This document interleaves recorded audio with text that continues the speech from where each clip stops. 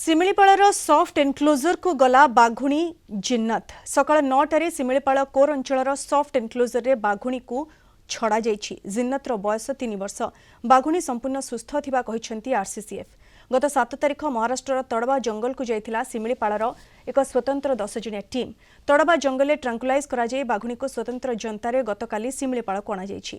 पूर्वर महाराष्ट्र आसीथिला 2.5 वर्षर बाघुणी जमुना गत अक्टोबर 28 रे स्वतंत्र खुआड़र मुक्त करा जाई ଶିମିଳିପାଳ अभयारण्य को जमुना को छड़ा जाइथिला। एबे द्वितीय बाघुणी जिन्नत को ଶିମିଳିପାଳ अणा जाइछि। आगामी दिन में आउ 3टी बाघ ओडिशा को अणाजिबो बोली जंगल परिवेश मंत्री गणेश राम सिंह खुंटिया सूचना दैछन्ति।